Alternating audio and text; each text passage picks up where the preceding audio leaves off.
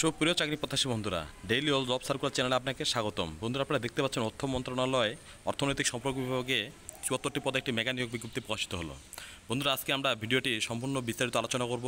তো বন্ধুরা, আমার একটি অনুরোধ থাকবে যে আপনারা ভিডিওটি না টেনে ধৈর্য সহকারে শুরু থেকে শেষ পর্যন্ত দেখবেন, যাতে করে আপনারা সকল বিষয় বুঝতে পারেন। বন্ধুরা, ভিডিওটি না বাড়িয়ে মূল আলোচনা চলে আসি। বন্ধুরা, দেখতে পাচ্ছেন প্রথমে রয়েছে কম্পিউটার অপারেটর। প্রসঙ্গ রয়েছে দুটি। এখানে শিক্ষাগত যোগ্যতা হিসেবে চাওয়া হয়েছে কোনো স্বীকৃত বিশ্ববিদ্যালয় হতে বিজ্ঞান বিভাগে সম্মান স্নাতক সমানের ডিগ্রি এবং প্রতি মিনিটে কম্পিউটারে বাংলায় 25টি এবং ইংরেজিতে 30টি শব্দ টাইপ করার সক্ষমতা। 2 নম্বর হচ্ছে 60 মুদ্রাক্ষরিক কম্পিউটার অপারেটর।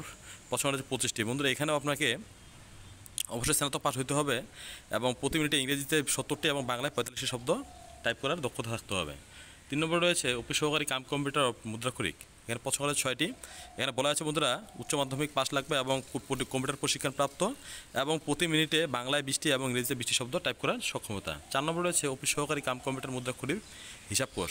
প্রসঙ্গ রয়েছে 1টি। এখানে বন্ধুরা আপনারা উচ্চ মাধ্যমিক যারা পাস করেছেন আবেদন করতে পারবেন এবং প্রতি মিনিটে 20টি বাংলা এবং 20টি ইংরেজি শব্দ টাইপ করার সক্ষমতা থাকতে হবে।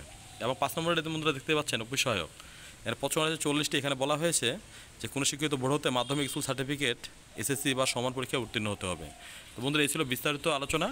এবং বন্ধুরা, অবশ্যই আপনাকে আবেদনটি অনলাইনের মাধ্যমে করতে হবে। এবং এখানে আরেকটি জিনিস বলা আছে যে 1 মে 25 তারিখে বয়স সীমা অবশ্যই 18 থেকে 32-এর মধ্যে হতে হবে।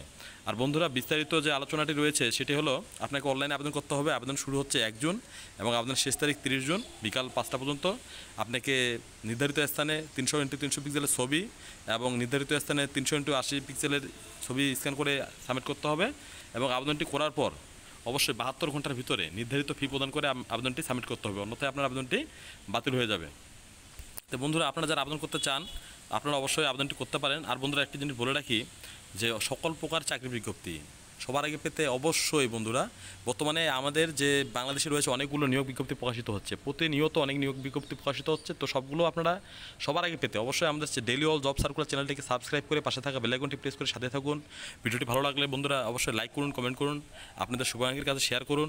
আর বন্ধুরা, ভিডিওটি এতক্ষণ থেকে শুরু থেকে শেষ পর্যন্ত দেখার জন্য অসংখ্য ধন্যবাদ।